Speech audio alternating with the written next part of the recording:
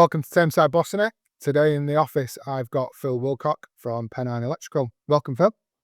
How's it going? You all right, Blake? I'm good, thank you very much. So, just before we started filming, you complimented on me on the fact that you thought that I somehow superimposed these out of the... Yeah, well, I've just been watching an episode. To be fair, I've watched about 4 now, but the 4th one with Sabin, Yeah.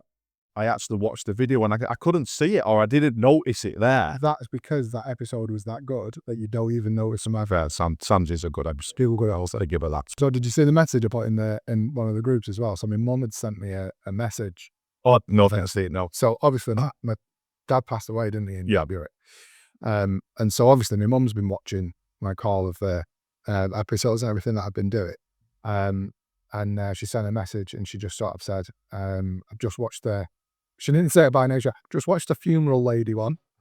And I was like, right, okay. And she went, I wish I'd known some of the stuff that she said before your dad's funeral.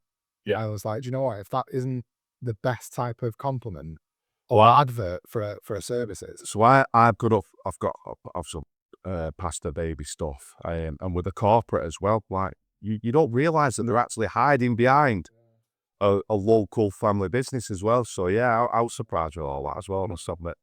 Well, anyway, let's talk about you. Yeah. Okay. So format is, as you've seen on previous episodes, I talk all the way back from school. Yeah. Okay. So you're at Pennine Electrical now, but you were at Pennine Electrical when you left school. So we go all the way back. Yeah. So talk to me about when Phil left school. Not the best, to be fair, must Okay. admit. I wasn't interested at all. Never was. I was always able to do it if I applied myself. Like maths is probably the best example. When the teacher took me away from everybody else, I did okay. I was fine. Okay. But every report was always playing up in school. I had no interest, and to the point, it was just, I was telling my mum, I'm not going in. So at 15, my mum come up with the idea. So ever since I was a kid, I always wanted to be a mechanic. Right. That's all I wanted to be, was a mechanic. Where did that come from, do you think? So my dad passed when I was younger, Right. and my dad was a mechanic. So I had this just dream of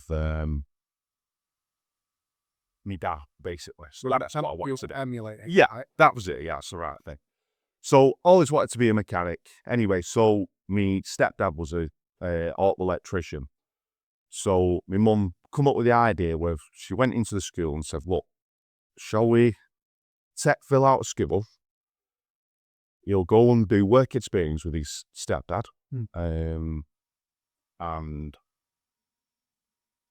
he'll come back and do his exams. So I was doing my business. I did a course which was business GMVQ as well. So I had to go back for that regularly, which was just regular exams. But other than that, I never went to school since 15 at Christmas.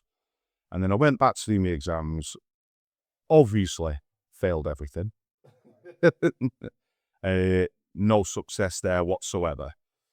So in words, were you a naughty kid or were you just a kid that wasn't? No, I wasn't naughty. I weren't a bad lad. I was cheeky, maybe. I just had no interest. Right. No interest in it whatsoever. It wasn't for me. And the older I've got and the more people I speak to, I think it's a regular thing. Yeah. It is. But some people, it's not for them, is it? At all. I get that. So yeah, left there, did my exams, and that was me, sorry. And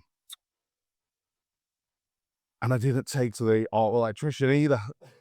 So I'd had this dream all my life, and it just wasn't for me. And I actually ended up, my best mate, I said to my best mate, I said, what are you doing? He went, I'm going to be an electrician. I went, all right, I'll do that. So we booked onto the course together. Best decision I ever made, ever. Wow. And again, I'd kept the same pattern of not being interested. Right. Stupidly, they put us on a course on a Saturday. So I was going out on a Friday. Not turning into college. So obviously, I wasn't going to pass that either. So were you doing any work at this point? So what I'd done is I'd initially done 12 months at college full time.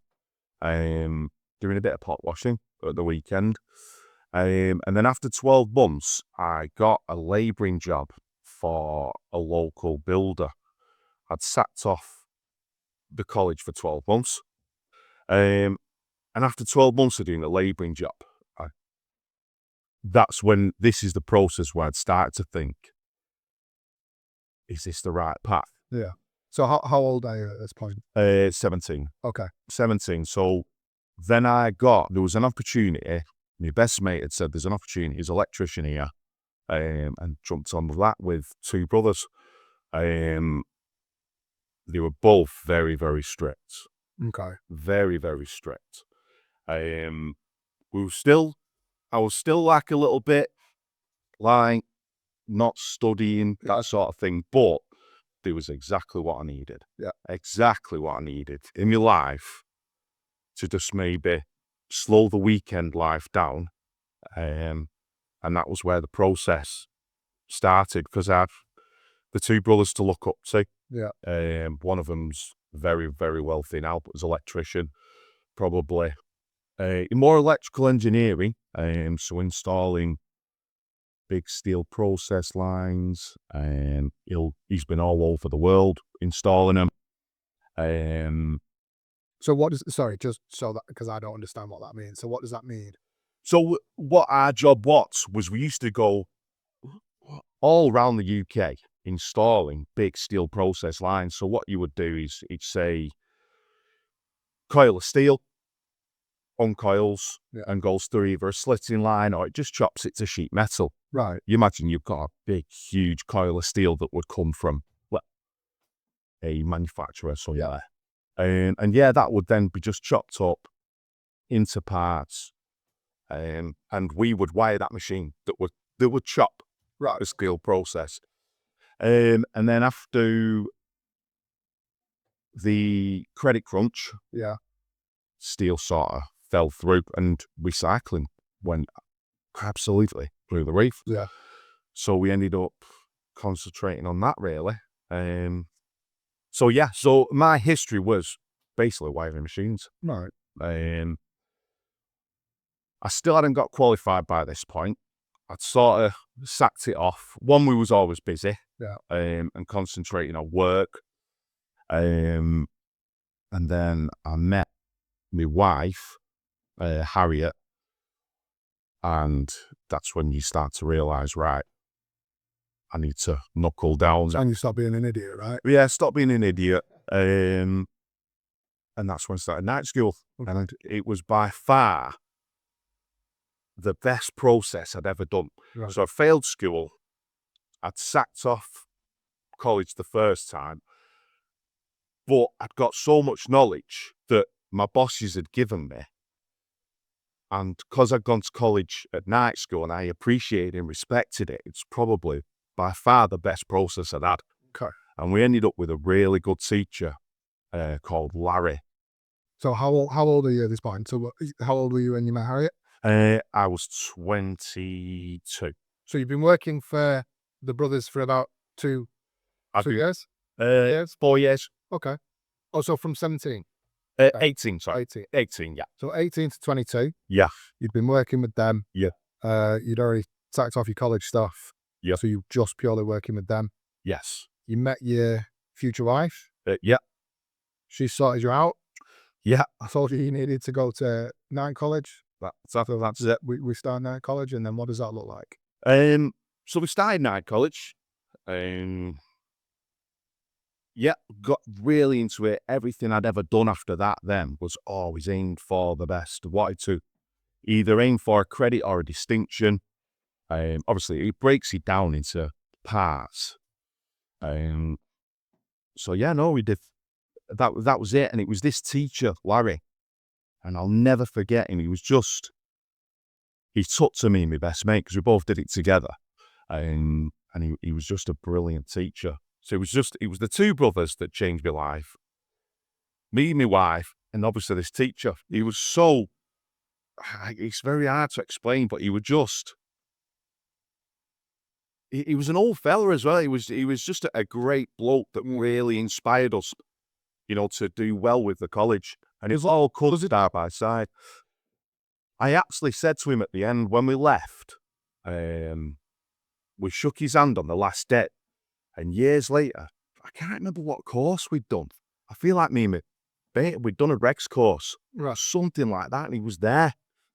We just walked into this room somewhere else, and he was there, yeah. And I said to him then, I actually did say to him at the time, you know, you changed our life, and it was down to it. Yeah. So yeah, it all fell into place there. Everything after that, I've always just worked hard and knuckled down and took seriously. So when you did the night college, you passed the course. Were you still working for the brothers at this point? Still working for the brothers, yes. Right. I ended up doing 11 years for them. Oh wow. In total.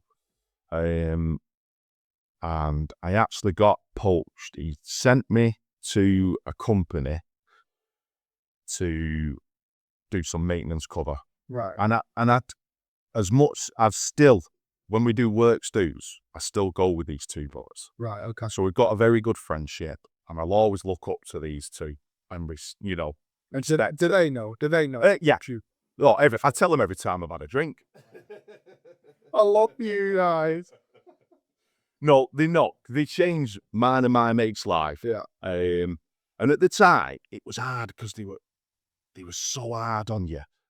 It was like working for the military. Honestly, the hassle they give you, but it was what we needed. Just keep us out of trouble. So, out of curiosity, did they know your history? Did they know? Yeah, That's your habit. because of where I come from obviously Diggle, Saddle. Yeah. Everybody knows everybody's business, and there's a certain part of my life I don't want to go into, but they knew that. Right. Okay. So I think it sort of worked. I always say it worked to their favour that I needed them, but also they knew that side, and it was probably all worked perfectly. It was, you know, for me.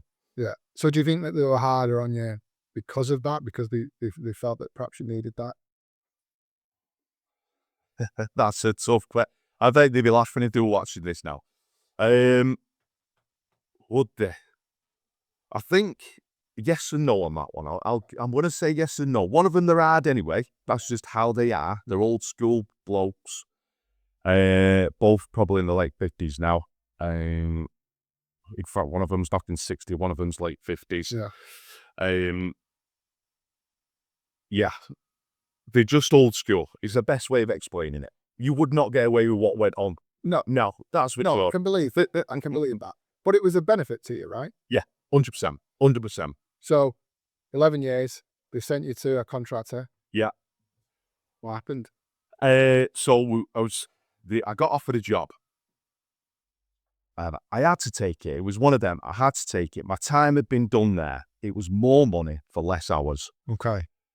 And honestly, the day I went up to my bosses that day was, to this day. Tell me about the night before first. So they'd offered me the job. Yeah. I'd said yeah. Honestly, it was going through my mind. I was more nervous than I am now. I was absolutely cacking it without swearing. Really nervous. Because he'd had such a big part of my life to leave this company. Yeah. And I've never actually had, really, I'd get that bit of labouring. But you never had another job. Yeah, and I felt like I'd just been in this zone. Yeah. And probably the best way to explain it was skip that night to the day after when I'd handed my notice in and I worked for this new company the day after, and I had to tell them I'm going doing something on my own, put these sockets in a line. I'm in the big world now. I'm on my own. Yeah. And it was the first time I'd ever felt like, out of this, a comfort zone is the best way of explaining it. Yeah. So yeah, and that was it. So I built up the confidence all day, turned up at his house. His wife answers the door because it was like 6 o'clock at night. He sat on his tea and I went, "John, can I have a word?" He went, "Come in." I went, "No, can I come outside and have a word?" So he comes out. He knew what was coming. I want a big space that I can run if He knew what was coming. And by this point, I'm in tears. It was that hard. I was in tears. It was still to this day, the hardest thing I've ever done, in tears. And he went, what have they offered you? What have they offered you? Oh, and that was it. We had the chat. Yeah, he fell out with me. Totally fell out with me. Wouldn't talk to me. But you still went? I still went. He come a week later, he come to see me on the side. Because I'd said, I said to John, I said, look, I've told him I've got to give some month's notice. So he sent me there to work there. Yeah. But charged them for the month. Brilliant. I bet it was most expensive month going. I bet it was. And after about a week or so, he come. Right. Turned up, apologised, and we had a good chat, obviously. Wished me all the best. The other brother was the one that actually taught me, like, he didn't speak to me properly for a long time. He's very personal mind. Yeah. We're good friends, but yeah, he didn't speak to me properly for a while. Whereas John's a lot more business-like. It's more his business. Yeah. He's a bit more forgiving, understands. So after a week, yeah, he come and spoke to me, and that was that, yeah. So started the new path, and I've got to say, as much as I enjoyed the people, probably a really bad decision. Grass isn't always green. The grass isn't always green. Not at all. So what I was doing from there, so I'd gone from a high-intensity installation job where we would turn up on a site, the two vans are pulling, we'd all have a set job. Everyone would be getting the materials out. And when I say it was like the military, it was like bang, bang, bang. Everybody had a process. And the way we was taught was you don't ask for a tool. If I'm assisting Mike, he doesn't ask for a tool. He just puts his hand out. Right. The tool gets put in his hand. And I'd be behind. I'd be pulling the tools out of his pocket to then pass them in back so he's never looking. That's how I was taught. So then I've gone from that to a maintenance job. Right. Where I'm stood about doing nothing all day. It was hard. It was so hard. And after 3 months, I was losing my mind. Right. Absolutely losing my mind. But again, I really enjoyed the people. So what I'd started doing then was I was on a shift pattern of 4 on, 4 off. On the 4 off, if it was a weekday, I was working for myself. Right. So I'd had a couple of customers anyway, through my wife, or, Yeah. call them foreigners. But I'd actually set something up on the side. Yeah. So are you fully qualified to do it at that point? Yes. Yeah. Finished college. I hadn't left John and Mike until I was fully qualified. Right. Okay. Now, how long were you doing the night college for? 3 years. Right. 3 years, and then I had to go then to Tameside College to do my testing specs and my regs. So by this point, I got everything. Yeah. So you were actually qualified for quite a while then, whilst you were still working for the brothers, right? Yeah. Yeah. Okay. I think about 2 or 3 years. Yeah. Okay. So, yeah, working at the new company. Neil mentioned the name, then I won't mention the name. Anyway, it turns out after about 9 months, this company had set up, they'd spent millions on a process line that I was working for. Right. To deal with Manchester's waste. The only problem was, so Manchester's household waste had been put up for tender. Right. They didn't get the contract. They had to show the proof that they could deal with the waste. Just for everybody listening, what does that mean? So someone has a contract and they go and do all of the waste. Yeah. Decided that they didn't want them to do it, so they put it up, and then whoever bids the highest for it. So I think it was still run by the council before that. Right. But the tender had been put up to deal with all of Greater Manchester's waste. Right. Okay. So if you imagine your brown bins, yeah, there's a lot of money in household waste. Yeah. But what they had to do, they had to show the proof that they was able to deal with this waste. So someone spent 27 million right building this big process plant. I think it had something like 148 conveyors. So they could go to the council and say, look, we're ready. Deal with it. Right. Yeah. So the way this process line would work is all your black bags would come in, it'd go into a grinder, which would break it all up, and it'd separate small, large.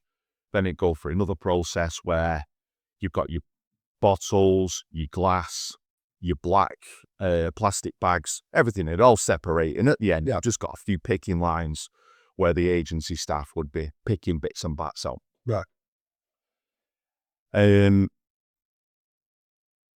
But they didn't get the contract.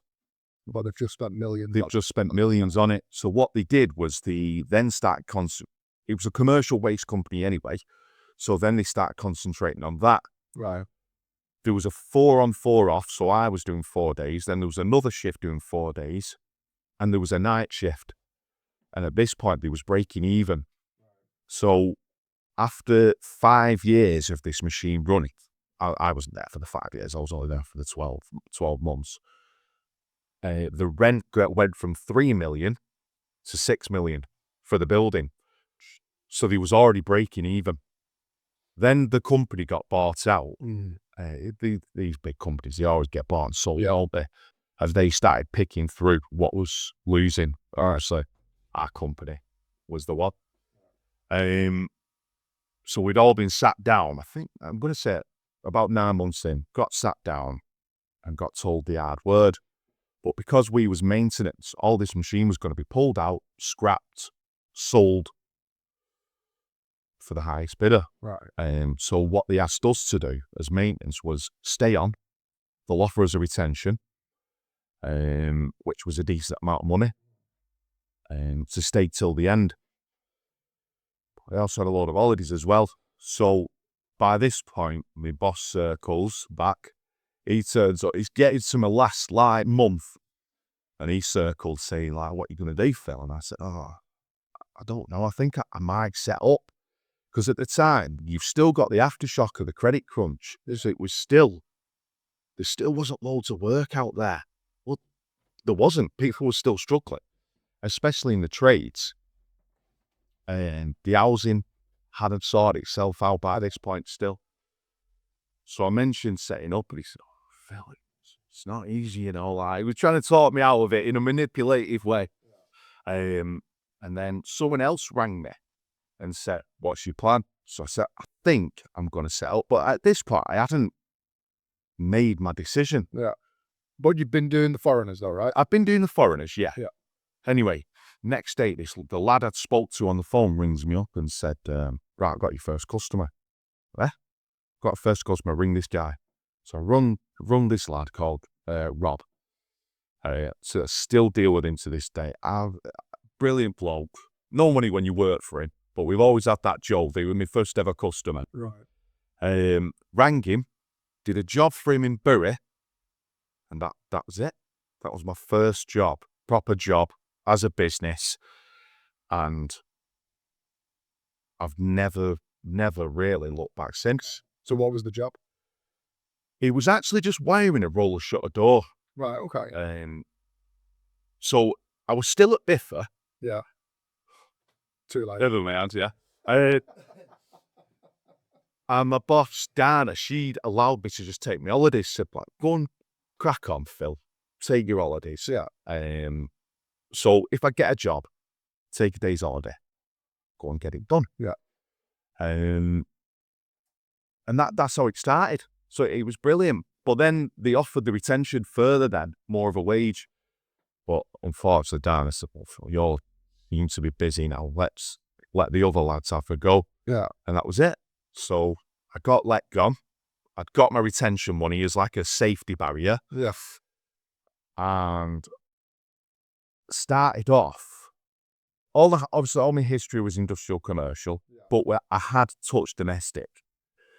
Done a couple of houses, burst fix, as you know. Explain to me what a first fix is, people that don't know. Rewiring house. Okay. So you'll chase out the walls, run new cables, and just basically rewire everything. But I hadn't got much experience, so I was a bit slow at it, to be fair. So when we started out doing that, I was on my own. How much? So, just for everybody that's listening, how much different is it from being domestic electrician to being a commercial electrician? Because I know it sounds like it's just a wire, right? It's the same sort of wire that goes up, but there is a difference though, right? Yeah, there's a huge difference. What is that difference? Huge difference. So I'm going to say domestic's actually a bit harder. Okay. There's a lot more to it. There's a lot less money in it. Honestly, them boys, they graft like hell. And I'm going to say it's like an art form in itself. Right. You see some of these companies online, and they're doing these houses in a day. They'll absolutely smash them. I don't know how they do it. Yeah. Don't know how they. I watch video after video of them doing it, and you just think, how do they do it? So I think it's sort of a talent in itself, yeah, but probably doesn't get the respect it deserves. Whereas industrial, go back to domestic, you'll do a house, everybody plasters over it. Yeah. All you see is a socket. All you see is a switch. There's no sort of respect for the job of how much graft them boys have put in. Yeah. Whereas if you do an industrial job, you're doing loads of containment. Yeah. And these days as well, it's all exposed, because I think they've cottoned on to the fact of not doing a false ceiling because it's cheaper. Yeah. So they leave this containment all exposed and it looks amazing. You're running armor cables. You've got stacks and stacks of cables, all cable tied perfectly. And you get a lot. Yes, there's a lot more work involved in the process of getting a cable from A to B. But I do think it's harder as domestic. Yeah. But you get a lot more credit for the industrial. Yeah. It's a lot more pleasing to the eye. Because it's visible though, isn't it? Yeah, like exactly. Like what you just said there. Once you plastered over a wall, you can't see where that wire goes. Yeah. But obviously with the commercial, yeah, you can see it, can't you? Yeah. The problem with the domestic side is nobody appreciates it. And nobody respects electrics. I've had it in the past where I'll turn up to an house and they're having a new kitchen and there's a PVC window guy coming after me. And I've looked at it and it's dangerous. To a point I've said, look, this is dangerous. Yeah. You can't leave this like this. But it's not going to add any value to the house. It's only peace of mind. That's it. You can get it rewired. If you sell me a house, I'm going to look at that. It's been rewired. It gives me peace of mind. Yeah. It doesn't have value. Yeah. So nobody ever respects electrics in the domestic world. So I do see that a little bit in terms of obviously what we do.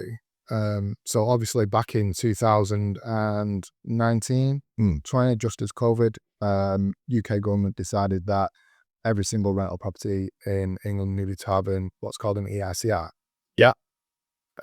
What's 2019, wasn't it? Yeah. Yeah. Why they decided to do it right in the middle of COVID, I don't know, but that was when they decided that every landlord needed to have an electrical safety certificate. So when we first started saying to our landlords, look, you need to have this safety certificate, and when you consider that some of these properties, the electrics hadn't been touched for like 15 years, some of them, and we're going in, and then the electrician's coming back saying, it's failed. And like, well, what's it failed? Yeah, they don't understand. The lights work, the switches work, the plugs work. What's the problem? Yeah. Because it's not safe. Yeah, but why do I have to change anything? And then I'm giving them a bill then for 6, 7, 8, sometimes even over £1,000. Yeah. Because some of them need to have full rewires, some of these houses, because we've had them for such a long time. Yes, he's having thousands. Yeah. And they're like, well, what do I do now? Can I put the rent up, or do I have to have it done? Yeah. And not really, no, because it doesn't, it benefits the tenant and it benefits you on the in the long run. But yeah, getting people to get their head around it was difficult. So I think that legislation was absolutely brilliant. And I think it needed to happen. Yeah. The other thing I do find strange though, is like, you don't need it in your house that you've bought, that you live in. Yeah. So your house can be absolutely lethal. You don't need a gas safe cert. Your gas boiler can be dangerous in your house. Yeah. Yeah. the rental property, Yeah. it has to be right. I suppose killing myself is one thing, killing somebody else is probably a different. But I think it should be across the board. Yeah. Don't you? I mean, it'd be great for us because we're there to Oh, yeah. kill it. No, I agree, to be fair. I do agree with that. But yeah, like, and going back to it, they just don't appreciate what you're doing. To them, it's just a cost. And Yeah. you see it on landlords groups all the time. Why? Someone will do a test on a house and they're pulling it to pieces. And you've got every man known to man. He's wrong. It's a difficult one. So that was the other thing as well that we found, right? So when we first started sending some electricians out, it was almost like, because the rulings were slightly new to us, that didn't necessarily do anything to do with the electrics. It was almost interpretation of what the rules meant. So one of the worst things that we had was on the certificate, you can issue, up to 5 years, wasn't it, on the EICRs? But the ruling, and if you actually read the legislation, it was up to 5 years, or what the electrician had said on the certificate, which is standard. right? But some of the electricians were putting on 5 years unless there was a change of tenancy. Yeah. And I kept pushing back on my electrician, saying, well, why are you putting in it as if it's a change of tenancy? Because surely the certificate is still valid, right? Same as the gas safety certificate. The gas safety certificate is for 12 months. So if there's a change of tenant in that time, as long as they get a copy of the up-to-date gas safety certificate, that's absolutely fine. Yeah. And if you just put 5 years on the electrical certificate, that's also fine. But the legislation then said, unless the electrician has put something different on it, in which case then I was having tenants leave within that first 5 years. And then technically I had to have another EICR. So my landlords were like, well, why have I got to do it again? Yeah. So for me, again, the problem is with our game, it's all interpretation. Yeah. So I've now done 3 regs courses, over the years. Yeah. It's changed. And you get taught different every time. So even the people that are teaching you, they're interpreting the regulations different. Yeah. There's no set guidance. It's how you interpret them regs. Because again, you'll see the certificates, they get pulled to pieces by other sparks. No. I'll go and do a certificate. I'll issue it you. If you put that on Facebook, I guarantee you there will be an electrician on there. One says, what he's done is right. One that says what he's done is wrong. And one that says he's a robbing bugger. Yeah. You know what I mean? So it's all interpretation. As for the 5-year thing, for me, and again, there might be another spark that watches this and goes, he's talking out of his backside. But I would put 5 years and just someone to walk around, because there might be a damaged socket, there might be a damaged switch. So there is still that certificate, yes, would be for 5 years. Yeah. But if you've got to change a tenancy, you still might have a broken light fitting. Right. You still might have a broken switch. Right. I went in a house the other day and the cover was missing from a light fitting in a back room. So it's an IP rated light fitting. The cover was missing. When I asked the tenant, she said it was like that when I moved in. Now, when you look at the dates of when she moved in, that certificate was still. She was in the middle of that certificate. So someone should have gone around and done a visual and gone, right, that's not quite right. At the change of tenancy. For me, someone. So I'm not saying electrician. Yeah. I'm just saying someone with a little bit of, who's not biased, so not the landlord. I would just. So that's my job. Yeah, I would just say anyone walks around with a tick box and goes, is that switch broken? Yeah. Is that missing its cover? Is the sockets okay? That's it. Yeah. As long as you've got eyes, I would just say that. So that was kind of what my whole point was about it when we started having this. And because the problem is that because of the wording of the legislation and the guidance was that it was fine for the 5 years unless an electrician had put change of tenancy. Yeah. If they haven't put change of tenancy, then it was fine. And my pushback was, because what the electrician that was doing this was saying is the exact same thing as you. Well, what he was saying is that he needs to go in at change of tenancy and check everything, and he'll do me like a mini report to say everything's still fine. Well, that means that I've got to pay him for that. Yeah. My argument was, well, that didn't need to happen. What could have happened is I could have gone in during the changeover, as we would normally do an inspection of the property. So do a check out and a check in. And during those checks is then when we'd go, right, that switch is a little bit dodgy, it's a bit loose, I'm probably going to need to get an electrician in to check that. Yeah. And that's where my argument was, is that we could have simply done that. Obviously, I can't check the wiring and all that sort of stuff. Yeah, which, again, it's not going to, unless you can see something that's actually visibly being done. Yeah. You can see that it's all got chrome sockets, and when you let it out before it was white, then you know someone somewhere has done something. Well, that's down to the agent then, though, right? Yeah. Not necessarily the electrician. I just disagree that an electrician needs to go back. Yeah. If as long as it's not been messed with, maybe why do where you should do that then, Phil? Maybe. Maybe. I mean, these things do happen. Yeah. Faults do occur.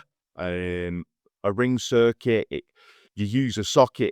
If that connection was never right in a socket, so a ring circuit's like a daisy chain, and they're rated at 32 amp. But if that circuit becomes loose and breaks, then it's potentially a fire hazard. So you do have things like that goes on, but that's why you do the checks every 5 years. But as for the change of tenancy, in my personal opinion, I just think it needs a visual, and it doesn't need to be. Well, I agree. So you can continue the podcast. That's fine. So let's get back to you. So you've done 12 months. You got laid off. Yeah. You started on your own. You started your first job. Talk to me about what happened next. Got my first job. Again, I was back and forth with my old job. Got a few more. Got a rewire of a house, and that was it then. We set off, got myself a little van, driving about with that, and then there was a local builder that did big jobs, and I'd heard he was after a spark, so I give him a ring. Again, still work for him to this day. Yeah. And he just was throwing work at me, to be fair. Got a couple of big jobs. Once you get them big jobs, you're laughing. And you haven't got a named business or anything yet. This is just Phil the electrician. I was actually PJW Electrics. PJW Electrics. Yeah, the initials. Okay. And I never liked it. Right. I never liked it. All I've got visions of there is PJ and Duncan. That's all I can see. But go on. But I think after a month or so, I did change the name, and I was like, "What can I call it?" And I was just thinking, and then Pennine Electrical come to me. Little did I know, or did I think about that? The Pennines are absolutely huge. So there's loads of Pennine Electricals out there. I just thought, yeah, there's no Pennine Electrical in Saddleworth, so we'll go for that. So didn't really set the company up. Just it was Phil Wilcott trading as Pennine Electrical. And then after about 3 or 4 months, I thought, I'm going to get an apprentice. That was me, get an apprentice. Got my first apprentice, and he was not the best. Didn't really work out. He was a great lad, but he had other issues. As in work-wise, he could do the job, intelligent lad, but he had issues. So after a while, he went, and then I hired, who's still with me now. I think he's been with me 11 years. Luke, brilliant lad, absolutely brilliant lad. And then, yeah, it was me and him for about 12 months or so. And by this point, it was just slowly expanding. I've always tried to keep repeat business. Yeah. I've let people down at the start, being a yes man, telling everybody, yeah, I can do that. Okay. And then you're working every hour under the sun. I'm still in someone's house, 2 o'clock in the morning, wiring, because I'm an idiot. So you make them mistakes at the start. But yeah, no, always tried to concentrate on repeat business Right. and keeping people happy. And that's it. I just slowly expanded to a point that we're at 7 now in total. Wow. 7 people, yeah. Okay. So what did that look like? How did you frame that expansion? Because that's not easy to do. No. Do you know what I mean? So you can rely on that repeat business, but we've just discussed there that an EICR is 5 years potentially. So you might be able to rely on it in 5 years' time, but not in the next couple of months. So how did you go and get more business? And it started off through the domestic market. So you go and work on someone's house. Come on, work on Lee's house. Come and put your couple of sockets in. Yeah. This, that, and the other. They're happy with you. And then I didn't know that Lee had Thompson Estates in the background. Yeah. And then, oh, Phil, do you want to come and do some work at Thompson Estate? Yeah, we'll do that. Okay. And that is literally how I grew my business. Right. And I'm just thinking of one customer now. I wired his, he's got like an outhouse. I wired his outhouse through a builder. Wow. And that's how I built a relationship with him. I bet that was probably 10 years ago, maybe. And I was on the phone to him last night talking about his solar install. Right. And that is it. I've always tried to concentrate on just repeat business. Yeah. And it's always happened through the domestic market.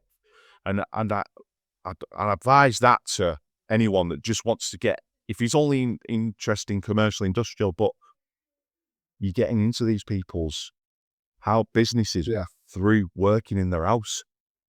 And just a nice simple job. You might be putting an outside socket on, but then they'll see that you're professional, they get on with you. Yeah. They might give you another job and then, oh, I've got a business, by the way. Yeah. And that's how it's worked for me. Okay. And so you've grown now, you say you've got seven lads that work?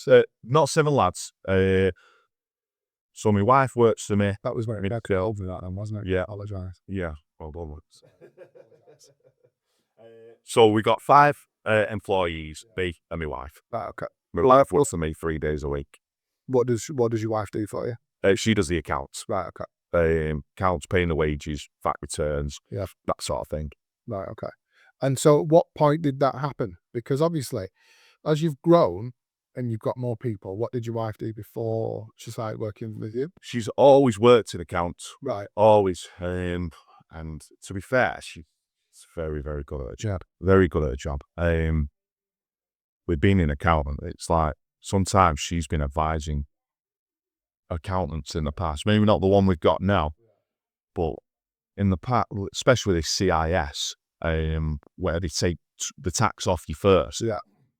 10 years ago, that was like an unknown, and people really struggled with it. And Harriet, because she was dealing with it all the time, she was advising our accountants. All the accountants do is do the tick at the end for us. So yes, she's always dealt with that in the background, to a point that it was getting too much. So she went from 4 days to 2 days for her employer now, which she's got a good relationship with. And now she does 3 days for us. Okay. Yeah. And so when you're out and about and you're doing all this, because I've touched on this with pretty much everybody, because I'm very interested in like sort of AI and how that's going to affect people moving forward and how it's going to affect young people that are coming out of school and college now. Will AI in any way affect you, do you think, in the way that you do yours now? I've been watching a few of your podcasts, and you did keep mentioning this, and people keep saying it's not going to be an issue, but I think it's going to be, not for us, I don't think. Okay. But I just think a lot of these university educations, I think they'll be a problem. Yeah. I think for the trades, don't get me wrong, we've been involved with projects in the past where the prefabbing houses, and then they all come in 4. So maybe AI and machine could prefab these houses. Yeah. So we've been involved where it was apartments, and there was 4 parts to this apartment. So you'd wire that one section, wire the other section, and then they might drive into Manchester or something like that, big crane, Yeah. bang, bang, And all done. You see them with the bathrooms now. They do them in. If you go in some hotels, the bathroom is dropped in, Right. and they're doing the same with the houses. So You must go to posher hotels and they don't really do that. They bring you in, mate. So I could see machines and robots, building these apartments. But as for the likes of installing, a company might ring me and I'll go and do a job for them.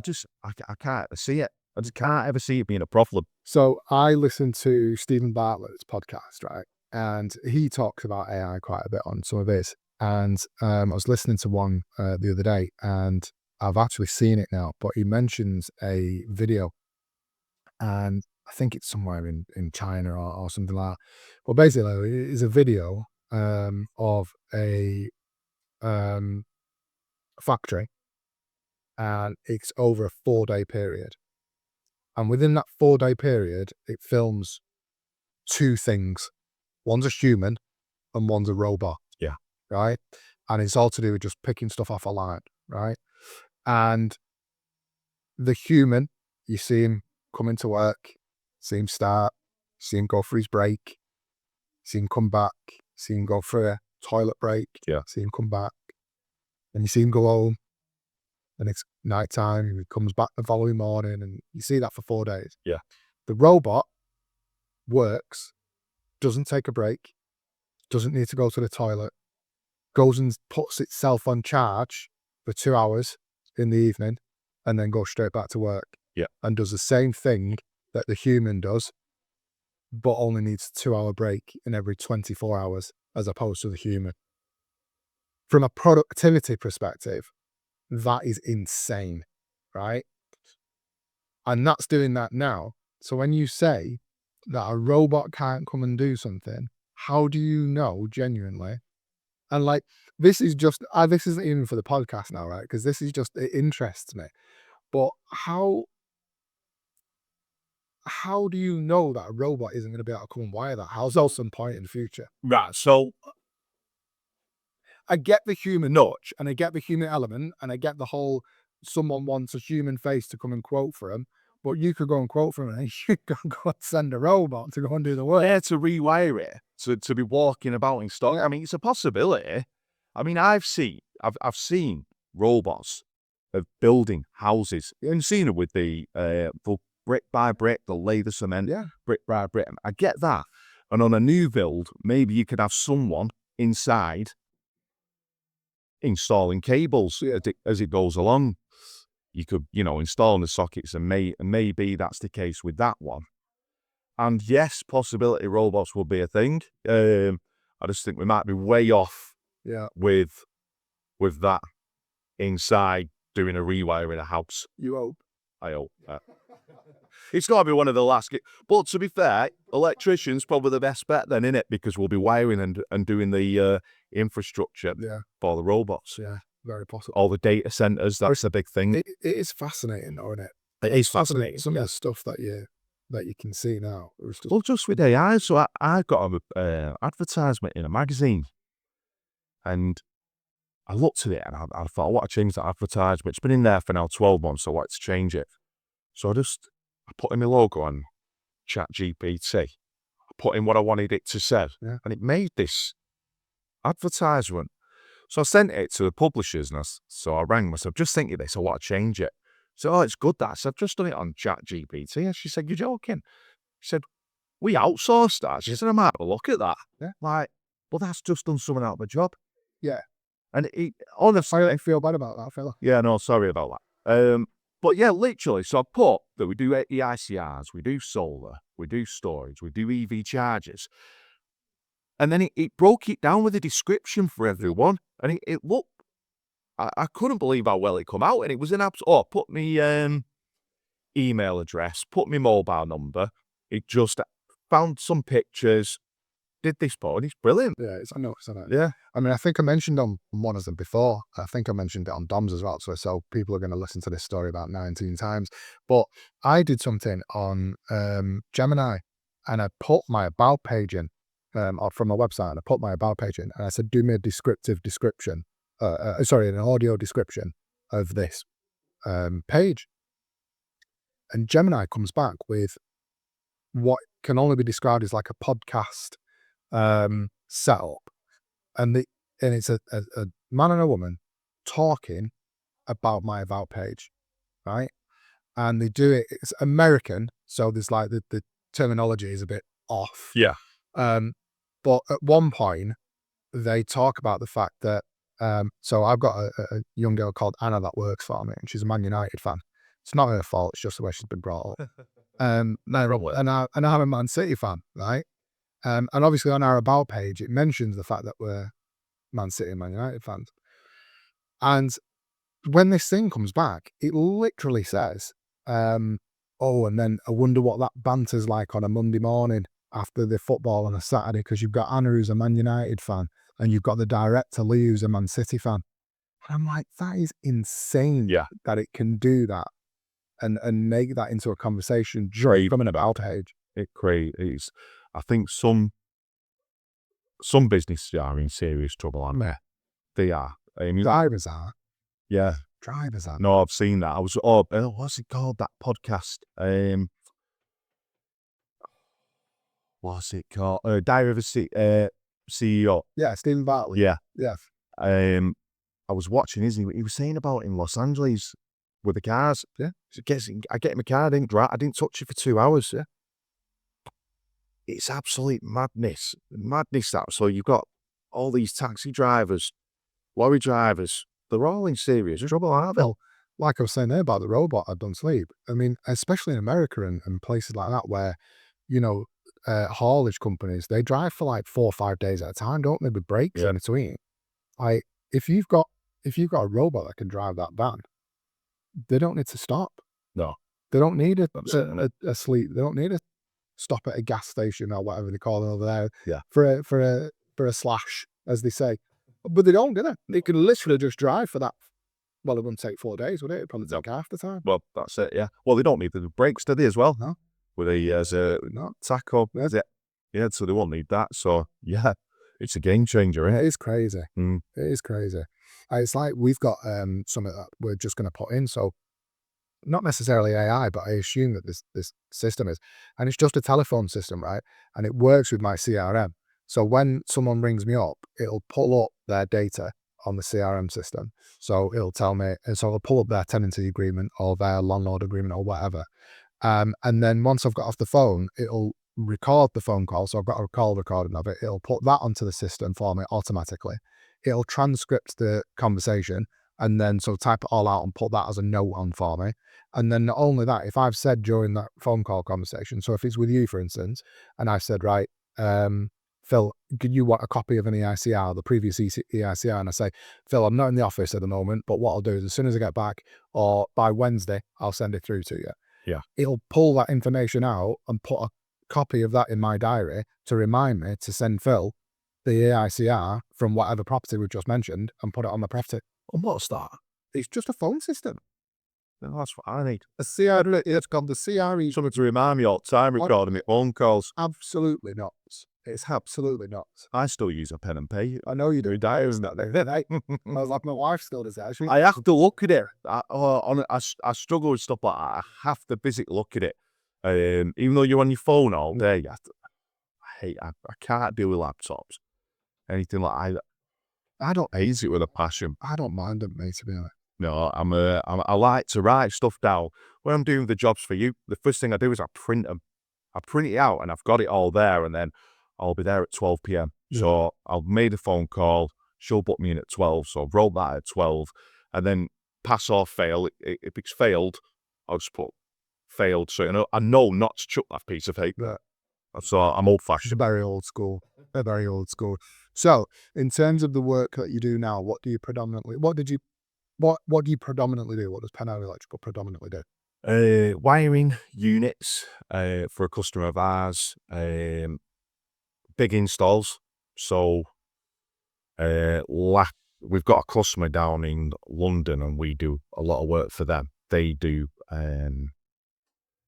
process lines. Right. So what they'll do is where all your needles and things like that will go for, you know, your yellow bins. Yeah. They wire them lines. Right. Outside for a customer. I won't mention it. And we do a lot of work for them. So wiring that, installing, heavy containment, ladder, tray, basket. Right. What does that mean when you're saying that terminology? What does that mean? So containment is how you would get your cables from A to B. Right. So in an industrial setting, what you'd have to do is install some rod, some uni strut, and you'd have them every 1.2 meters, and then we would then sit. It basically looks like a ladder, so it's called a ladder, and it sits on there. You know, it's big, thick stuff, and that's to carry heavy duty cables. Right. So big armor cables, steel wire armor cables, that sort of thing, control stuff. And what sort of data passes through that? Because obviously it's not just electric, right? Not just electric, low voltage, and yeah, just data signals from PLCs. Right. Okay. Which obviously talk to different parts of the machines. Yeah. Yeah.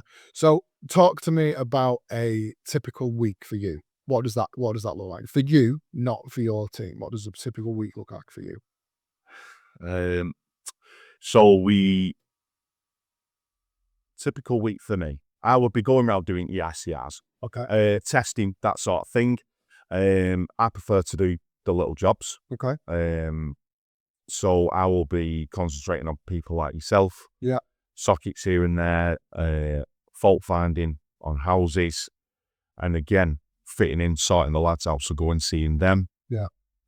So this week we've been on a rewire, so I've been to see them, make sure they're happy there, make sure they've got all the gear that they need. Then we've got another job in Haywood, so went there, so sorting the gear out for that, making sure he's got everything he needs. So yeah, a lot of either testing, driving around, seeing customers, pricing up, that sort of thing. So, for want of a better way of putting it, you've got your big jobs that come in, which are great, and you give them to your lads to do. Yeah. And you'll check to make sure that they've got.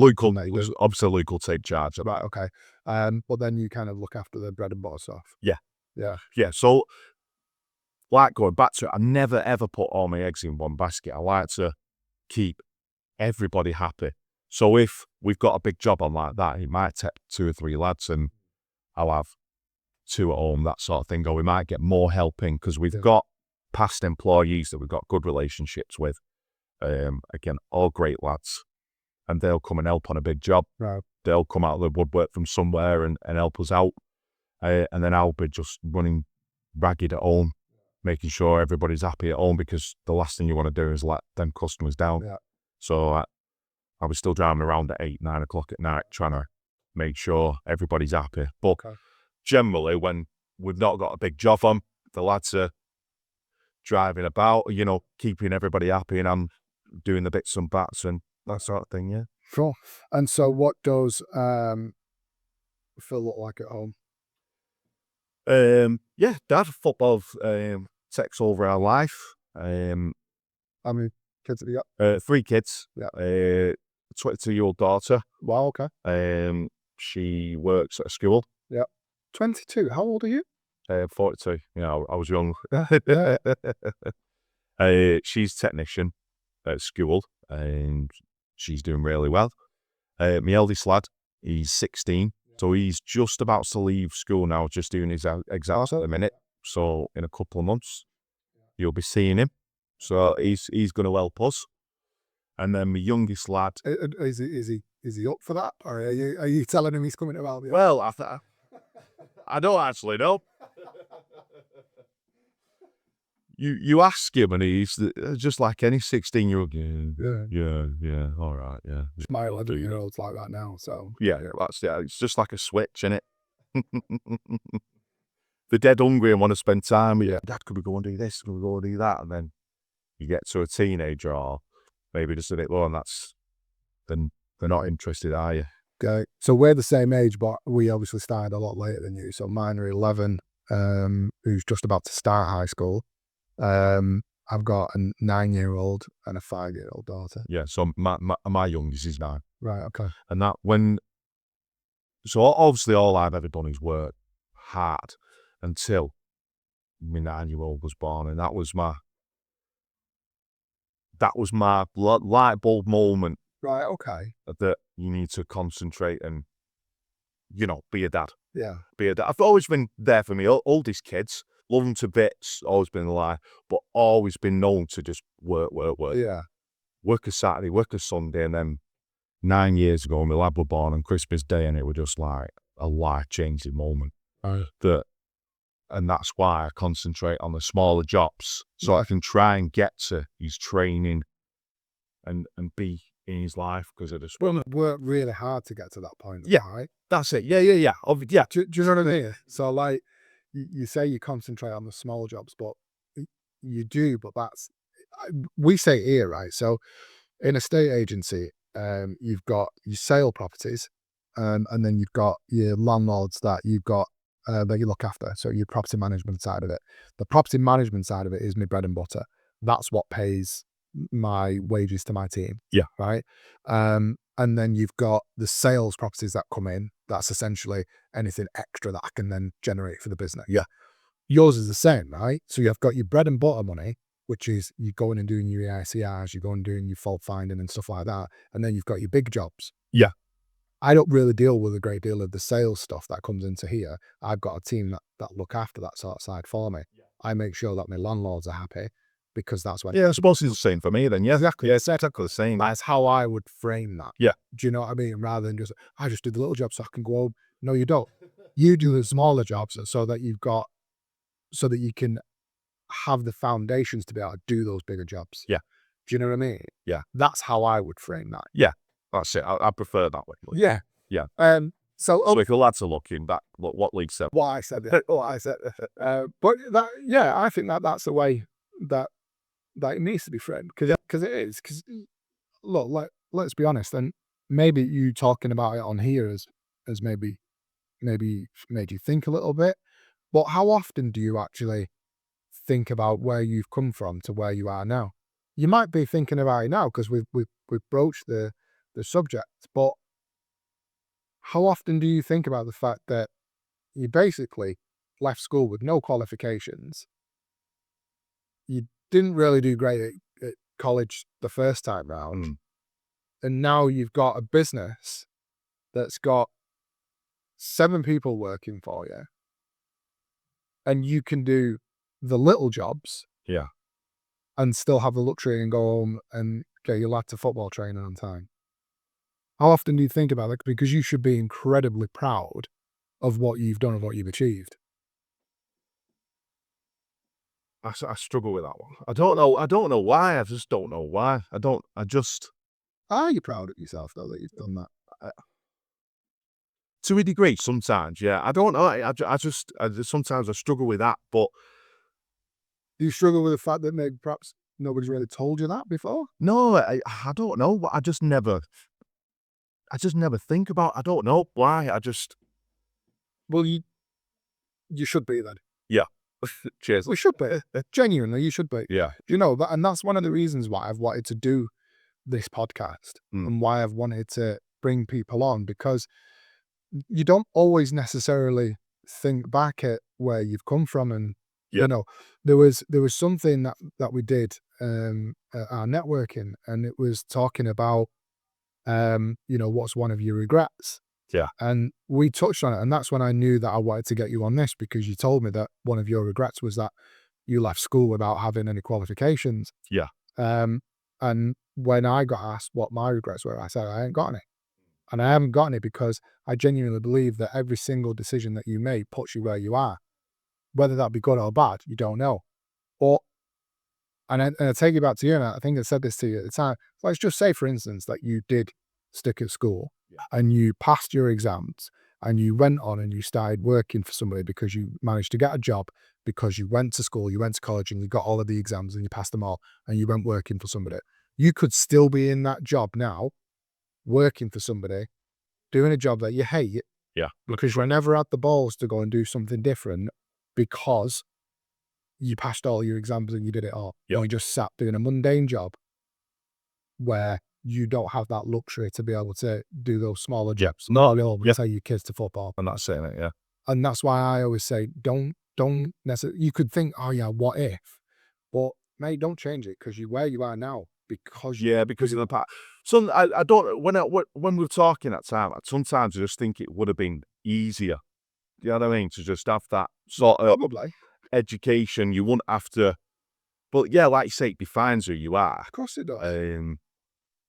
But I just, at the time when we were talking about it, and the reason I brought it up was I always just think it would have been that little bit easier just to, because I'm a believer that school, you just need to learn how to learn. Yeah. If you understand what I'm Yeah, saying. no, I like that. I don't so much think too much on the grades and things like that. But I think if you, from school, if you learn how to learn, so when you get passionate about something, see, with electrics, it was two things. One of them, I wanted to do it, and I loved it. I loved it when I was learning. And the other thing was I got kids, I got a mortgage. It was like, it mattered. You needed to do it. And that was why the night school as well, you know, that was the thing. It gives you that little bit of a push behind you as well, doesn't it? So, yeah. So, any advice that you could give to someone struggling at school now or at college that don't necessarily know what they want to do, what would be your advice to them now? Honestly, go into trades. So I was watching something the other day, and over the Conservatives, obviously, it's the back and forth of politics. But over the Conservatives, it's dropped. It's something like 40% people going into trades. Right. And I think that's like a back thing of Tony Blair, where he was like uni. So a lot of people went into university, but trades, honestly, they're screaming out the money you can earn. You know, you can go and work on a site, and I guarantee once you've got qualified and get on these sites or working for yourself, there's some money to earn. Yeah. And it's an enjoyable job as well. It's hard graft, don't get me wrong, but you're with blokes, you're having banter, and it's an enjoyable job. Yeah. It is an enjoyable job. You always do us as different, right? Yeah. As well. Always different jobs. Well, this is it. It's not monotonous. You're going from site to site doing something different. Especially with us. We might rewire an house, and then you might do 3 in a row. Yeah. And then you're like, bloody hell, rewire 3 houses here. And then the week after, you're installing container. It's something different all the time, you know.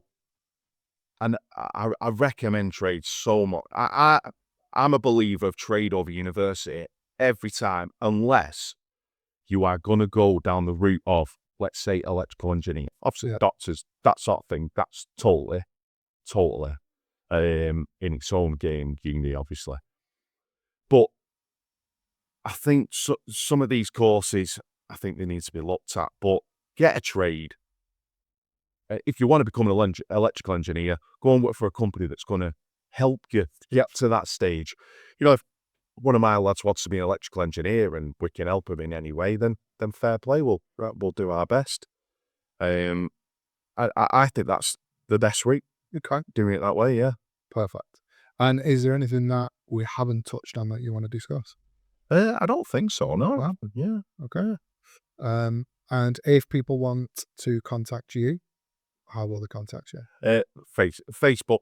Yeah, Facebook's probably our best one. I don't Just really Pennine Electrical? just Pennine Electrical, or Pennine_Electrical.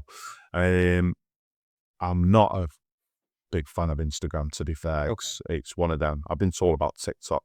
My lad says that's the game now. You've got to be on TikTok because if you're young, that's where people look. I mean, in reality, right? So I do this bit, and then I upload it, and then I give it to Anna. And then she does anything else for me because I don't have a Scooby-Doo.